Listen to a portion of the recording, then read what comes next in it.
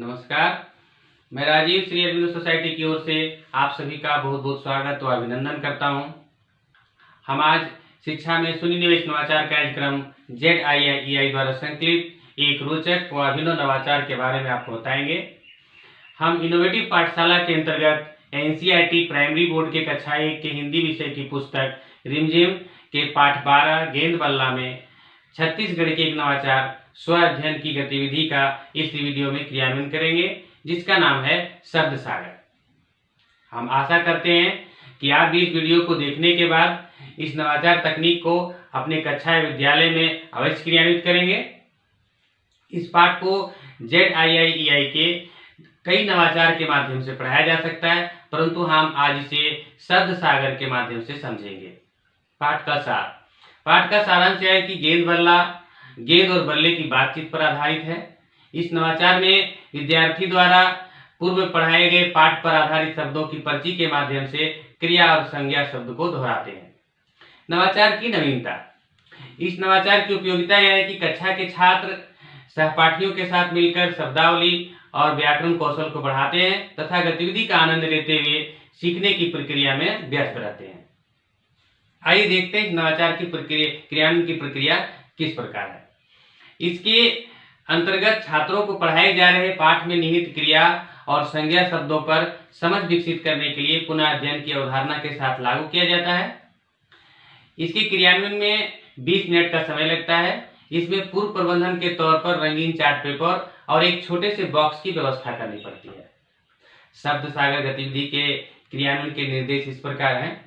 गतिविधि को शुरू करने से पहले शिक्षक यह सुनिश्चित कर लेते हैं कि सभी विद्यार्थियों ने पाठ गेंद बल्ला की व्याख्या को अच्छी तरह से समझ लिया है। गतिविधि कराने के एक दिन पहले सभी विद्यार्थियों से पाठ में आए नए शब्दों की पर्ची बनाकर लाने के लिए कहा जाता है। शिक्षक रंगीन चार्ट पेपर से बॉक्स को विद्यार्थियों से ही सजवाते हैं और उस पर शब्द सागर लिख देते हैं। शिक्षक गतिविधि के नियम बताते हैं और सभी विद्यार्थियों को समान रूप से भाग लेने का अवसर देते हैं। विद्यार्थियों के द्वारा पर्ची पर लिखे नए शब्द को शब्द सागर बॉक्स में डाला जाता है। फिर किसी एक विद्यार्थी को बुलाकर डाली गई पर्चियों में से एक पर्ची निकालने को कहा जाता है। वह पर्ची निकालता है और उस पर लिखे शब्द को ऊंची आवाज में बोलता है। इसके बाद विद्यार्थी शब्द से जुड़े हुए कॉन्सेप्ट की जानकारी देता है। आइए इस क्रियान्वयन को हम उदाहरण से समझते हैं। एक विद्यार्थी आगे आकर पर्ची उठाता है जिस पर गेंद लिखा है। विद्यार्थी पर्ची देखकर शब्द बोलता है गेंद, फिर शब्द से जुड़े कॉन्सेप्ट की जानकारी देता है, जैसे गेंद एक संज्ञा शब्द है। दूसरा विद्यार्थी आता है और फिर एक अन्य पर्ची उठाता है जिस पर लिखा है खेलना, फिर शब्द से जुड़े कॉन्सेप्ट की जानकारी देते हुए बताता है खेलना एक क्रिया शब्द है। शिक्षक पर्ची पर शब्दों के साथ उससे संबंधित चित्र बनाने के लिए भी कह सकते हैं, ताकि विद्यार्थी यदि नहीं पढ़ पाते हैं तो चित्रों को देखकर वाक्य का निर्माण कर सकें। विद्यार्थियों द्वारा वाक्य या शब्द ना बोल पाने की स्थिति में शिक्षक उनकी मदद भी करते हैं। गतिविधि के समापन के साथ विद्यार्थियों को नए नए शब्दों की जानकारी होती जाती है। इस नवाचार के क्रियान्वयन से होने वाले प्रतिफल और लाभ के बारे में जानते हैं। इस गतिविधि से विद्यार्थी शब्दों के सही उच्चारण सीखते हैं, शब्दों के अर्थ समझते हैं और वाक्य बनाना भी सीखते हैं। इस तरह से विषय के साथ भाषा का भी ज्ञान होता है।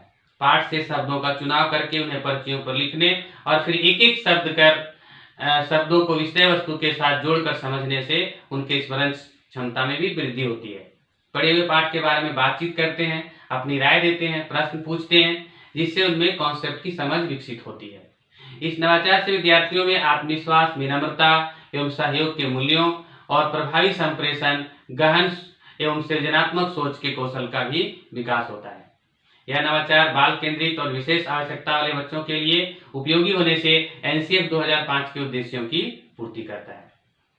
इस नवाचार में PRT अनुपात का भी ध्यान रखा गया है। शिक्षक गेंद बल्ला पाठ को निर्धारित माह में ही पढ़ाते हैं।